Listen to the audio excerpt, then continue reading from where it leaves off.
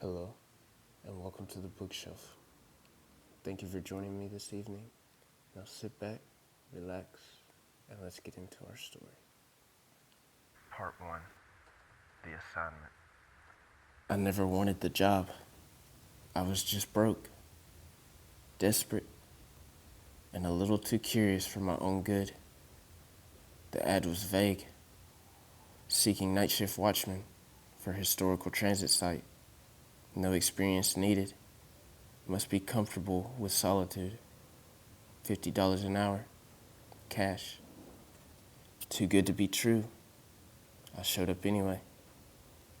Station 34 isn't listed on any modern transit map. It's buried in the forgotten edges of the city. A chain-link fence, rusted padlock, and a plaque that reads, Station 34.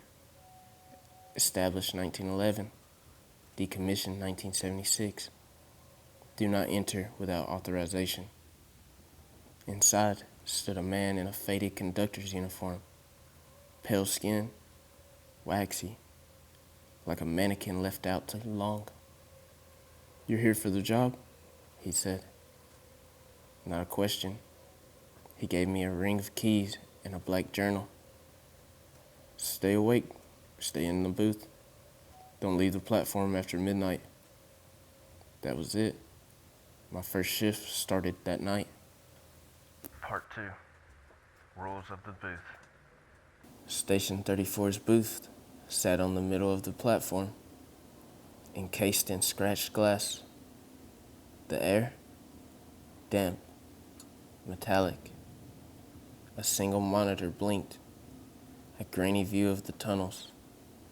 And on the first page of the journal, in tight, looping script, rules of the booth, night shift only.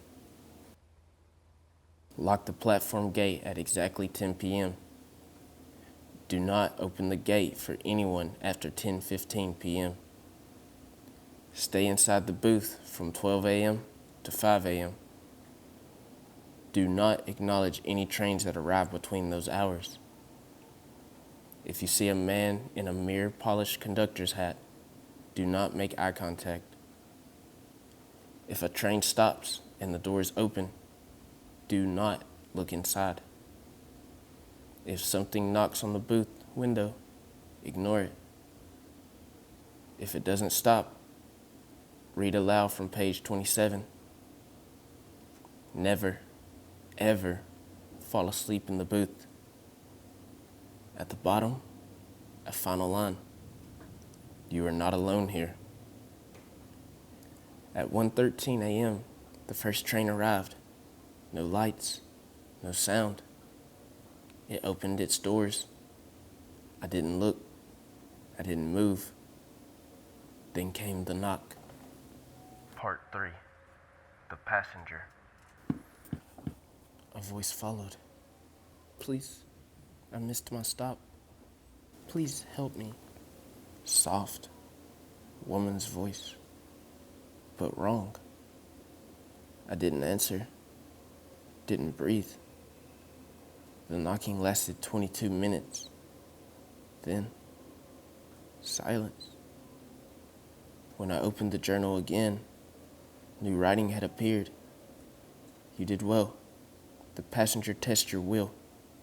Others have failed. One left the booth. He rides the rails now." Part 4. The Man in the Hat.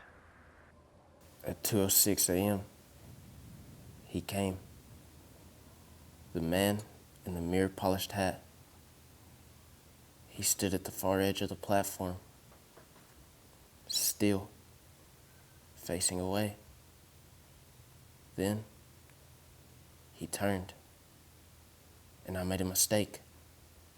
I looked, not at him directly, but at his reflection in the booth window. His eyes met mine, and in those mirrored eyes, I saw my own face reflected endlessly. Each reflection more distorted, more terrified. Blood dripped from my nose, the lights flickered, and just as suddenly, He was gone. The journal was open again. You looked. That was unwise. He will return. You are marked. Do not let him in. Part 5. The wrong train. 3:33 a.m. A train screeched in. Red headlights. Its doors opened.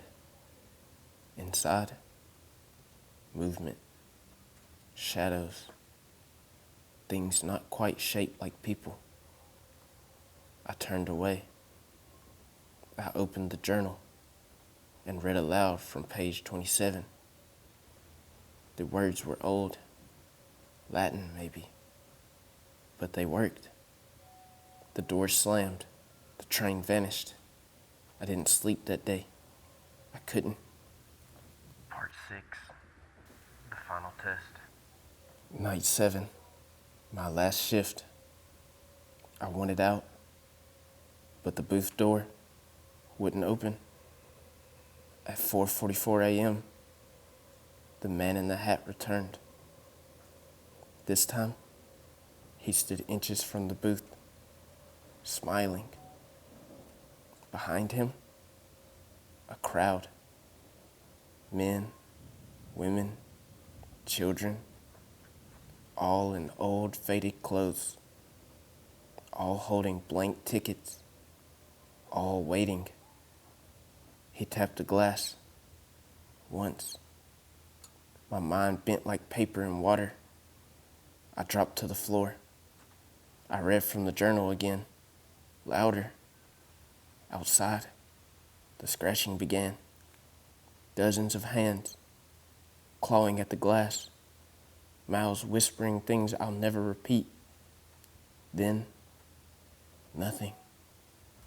Just me and silence.